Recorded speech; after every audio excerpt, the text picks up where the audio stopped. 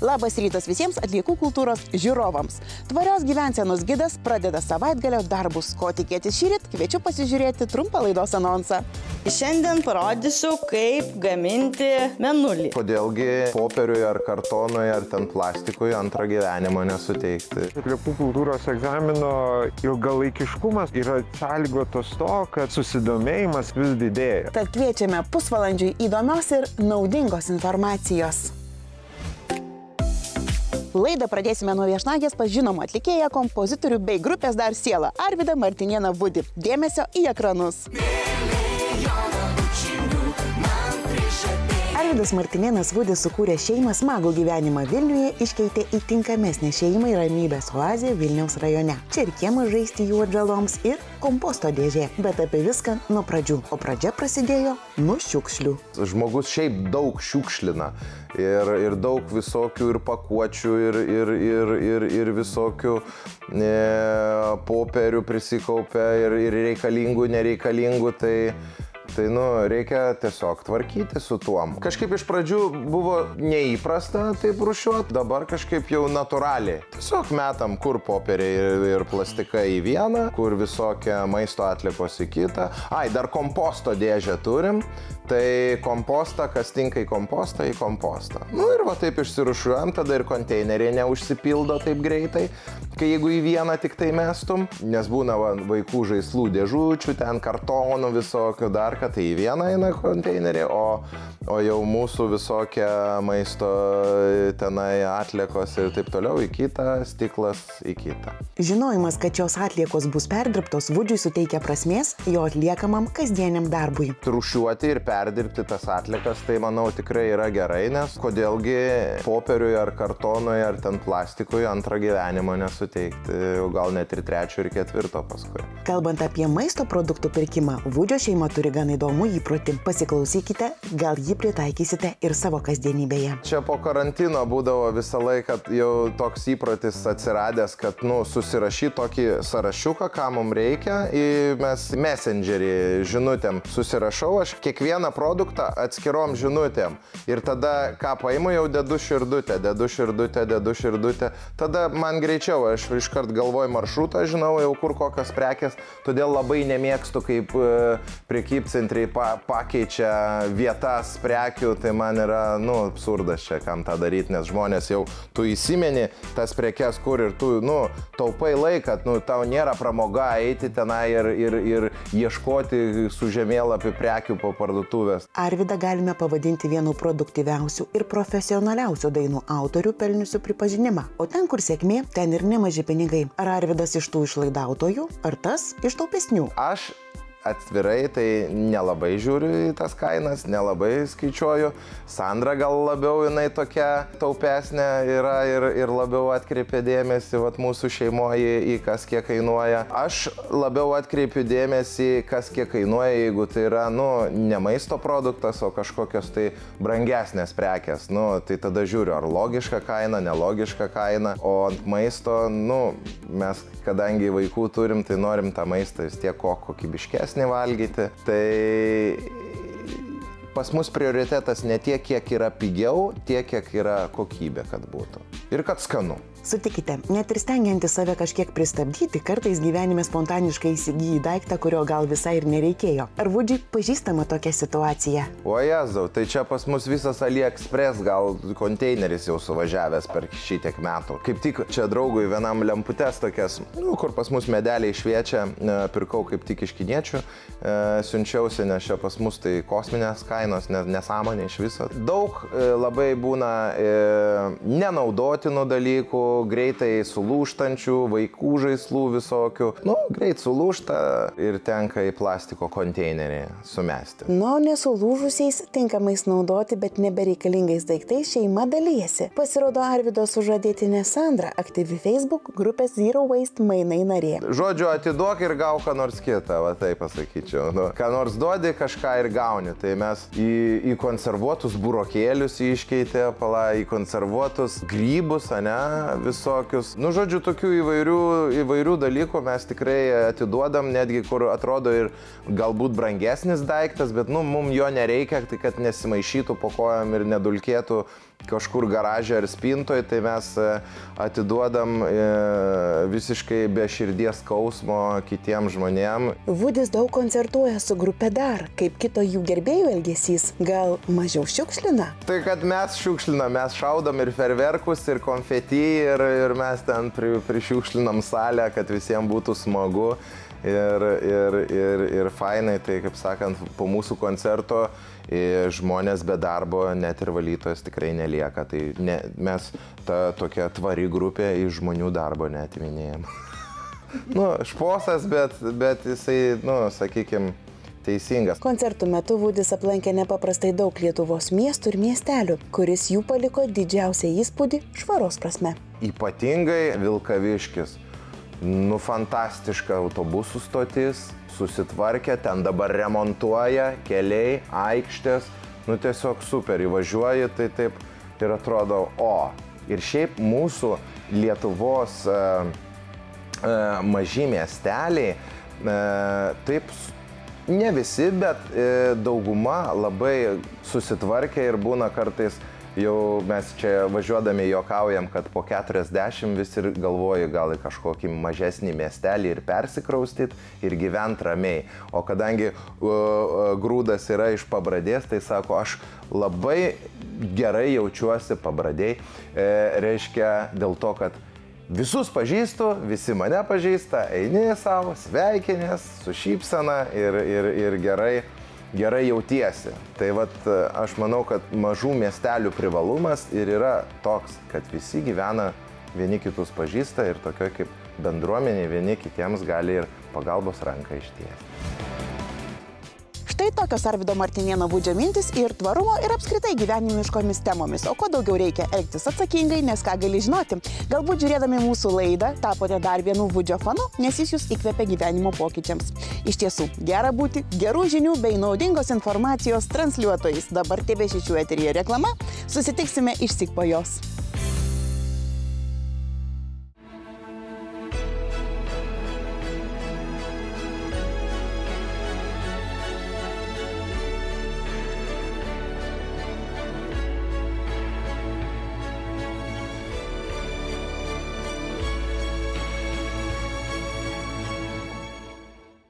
Tęsime laidą Atliekų kultūra, kuri kuria gražias ir naudingas tradicijas. Apie ką čia netrukus sužinosite.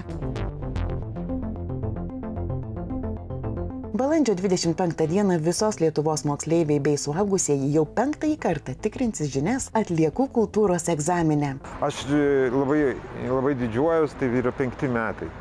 Iš tiesų jubiliejus Atliekų kultūros egzaminui. Labai džiaugiamės, kad yra ir kuriame tokius reiškinius, kurie yra ilgalaikiai.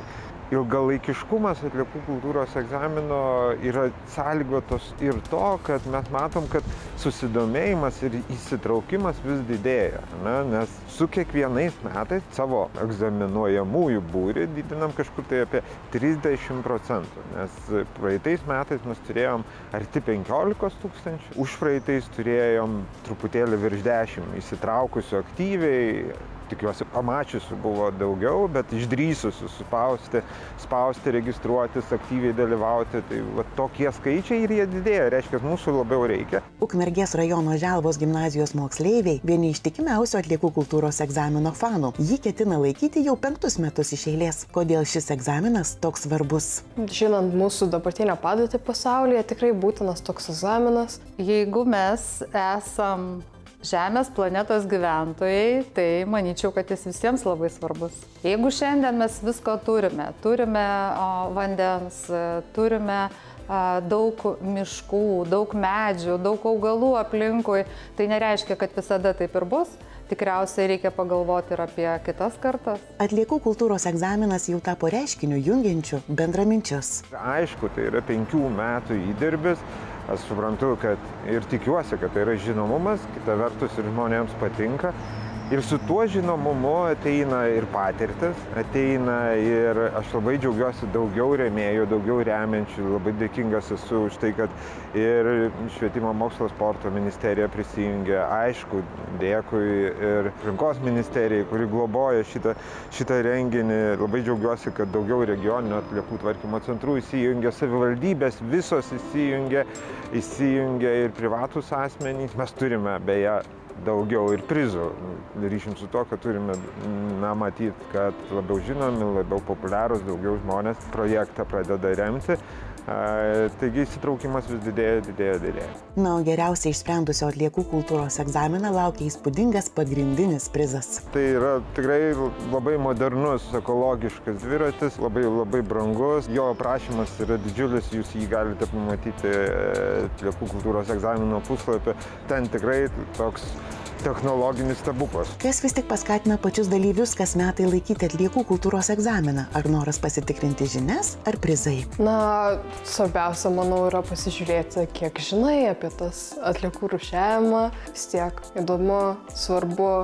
Na, bet prizas irgi vilioja. Trumpai priminkime, kas gali dalyvauti egzamine. Šitas egzaminas yra visiems Lietuvos gyventojams. Nuo pirmoko iki jau pagyvenusio žmogaus visi gali spręsti. Iš tiesų yra atskiros grupės, pirmos 5 klasės, nuo 5 iki 10 antroji grupė ir nuo 11 jau bet kokio amžiaus žmonės gali irgi patekti į tą grupę. Visiems yra galimybė pasitikrinti savo žinias, pasivaržyti tarpusavį, kam šitas aspektas įdomus. Tikrai stengiamės, kad orientuotis į amžiaus grupės ir tai, ką žmonės galėtų žinoti, ką jie sužino, ką iš praktinės pusės sužino. Tikrai visus klausimus vienaip ar kitaip, norint jiems pasiruošti, galima tą pasiruošimą vykdyti per atliekų kultūros egzamino puslapį. Tenai yra literatūros sąrašas ir literatūros šaltiniai tikrai prieinami, kad jūs galėtumėt pasiruošti tam egzaminui.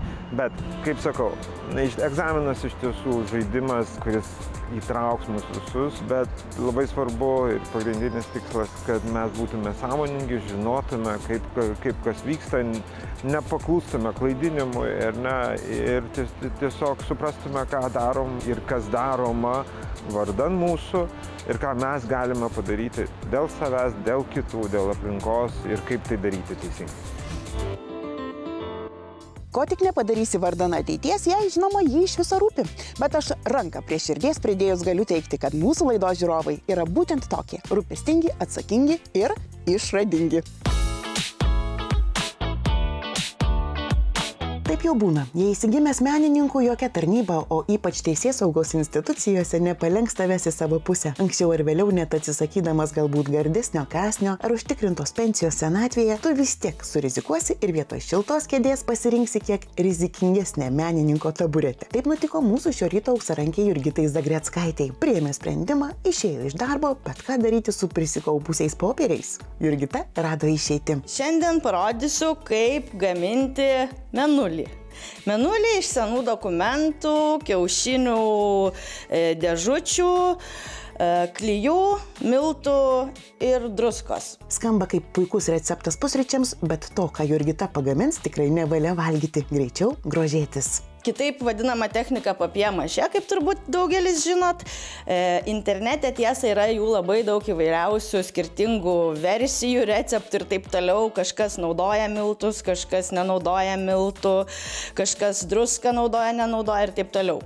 Aš, kad būtų tvirtesnė tešla, šiandien panaudosiu ir miltus, ir druską, ir paprastą elementarų lipalą. Jurgita pirmiausia iš nereikalingų dokumentų ir kartoninių dėžučių nuo kiaušinių užpylus šiek tiek vandens ir sutrynus juos trintuvu, pagamina pagrindinę šviestuvo masę, į kurią dedam porą šaukštų lipalo į šią masę. Miltų viską darau iš akies, sakau, skirtingi receptai labai įvairiai pasakoja, kaip tai daryti. Aš tiesiog darau iš akies. Jeigu noriu tvirtesnės tešlos, dedu daugiau miltų. Kuo daugiau miltų dedi, tuo daugiau druskos reikia dėti. Ir truputėlį vandens, nes masė nuo miltų, aišku, jinai kietėja labai. Va, ir viską maišom. Masė turi būti tokia kaip tarsi molis kažkoks tai. Ne per skista, bet vat būtent, kad kažkas iš jos galėtų formuotis. Formuojama tokia. Čia turiu pasiruošusi dubenėlį, kurį apvyniojau aliuminio foliją, vien tam, kad tiesiog lipalas gali paskui prie dubens prilipti ir bus labai sunku nuimti. Tai apvyniota dubenėlį, teplep ir formuojam. Kokiu norit storiu, kuo storesnis, tuo bus tvirtesnis. Klijuojam. O kol vyksta teplep, Jurgitos klausėme, ar kiekvienas žmogus gali pasigaminti būtent tokį šviestuvą? Absoliučiai taip. Kiekvienas jaunas vaikas, paauglys, suaugęs, senjoras, absoliučiai bet kas. Labai nesunku, labai prieinamos priemonės visos. Manau, geriau tai daryti iš senų kažkokių dokumentų, kurie jau jums nebereikalingi, arba nenorit, kad gal jums primintų kažkokius įvykius gyvenime ar dar kažką. Ir visą šitą indelį šitaip mes apformuojam ir tada ateina metas krateriams. Tai kraterius galima daryti tiesiog nuo tualetinio popieriaus tą rulonėlio kartoniukas, kur lieka, jį statai. Bet galima, ta prasme, pasidaro skylutė, ištraukia, tai bet galima ir tiesiog kokiu nors, tarkim, prisidarai tokių visokiausių. Nes, menulis jis absoliučiai turi visokiausių. Kodėl man kilo idėja menulį padaryti? Nes aš žinau, kad čia bus mažiausiai problemų, todėl kad jis visas nelygus, skylėtas, krateriuotas, tai jį labai lengva daryti. Ta prasme, jūs tikrai jo nesugadinsit begamindami. Svarbiausia dalis yra, kad išdžiūtų. Tai reiktų dėti kokioj nors pačioj šilčiausiai vietoj. Jūsų namuose gal kažkur šildomas grindis turit. Jurgita dar kartą akcentuoja, kad svarbiausia šiame procese džiūvimas. Jei norėsite pagreitinti džiovindami kūrinį plaukų džiovintuvu, greičiau nebus. Jūsų menulių reikia leisti išdžiūti net 2, o gal ir 3 paras. Kągi, metas dekoravimui. Aš naudoju paprasčiausius pilkšvai baltus dažus, nes jeigu bus labai per balti, tai, žodžiu, koks skirtumas, kokius naudosit, galit raudoną tą menulį daryti. Iš tikrųjų, jokio skirtumo, ką turit, tą tepliokit. Tai tiesiog, kaip tik jums patinka. Išdekoruojat visą menulį, iš pradžių vidų galit, apdžiūna vidus, paskui čia. Ir vėlgi, paprasčiausiai. Ir dar labai būna smagu, kažkokių tai tokių metalinių spalvų šiek tiek panaudoti. Ar tai auksas galėtų būti, ar tai sidabras, ar vario spalva. Būtent tiem krateriukam visokiausiam. Kai jau viskas baigta, iki visiško finišo reikia, kogi reikia? Aš turiu tokių jie lieka nuo batų, įvairiausias plonas popieriukas. Būna dažnai net ir rūbus dedamas, prie rankinių. Toks labai plonutis popieriukas. Dovanų gali būti pakavimo irgi popieriukas.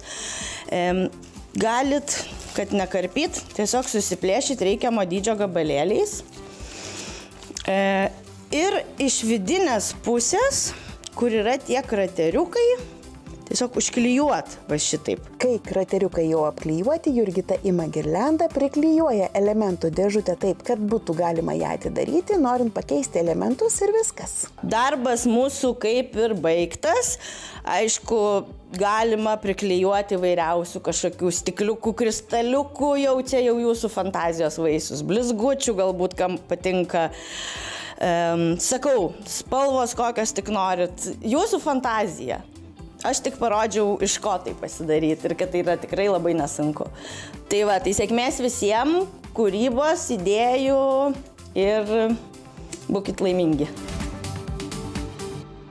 Aš tokia laiminga, kad galiu jūs supažindinti su įvairiausiais žmonėmis, ypač su tais, kurie laimingi turėdami savo namuose menulį. O jūs ar turite namie menulį? Ne? Pabandykit pasigaminti. Šiandien viskas, pasimatom lygiai po savaitės 11 ryto per TV6. Iki.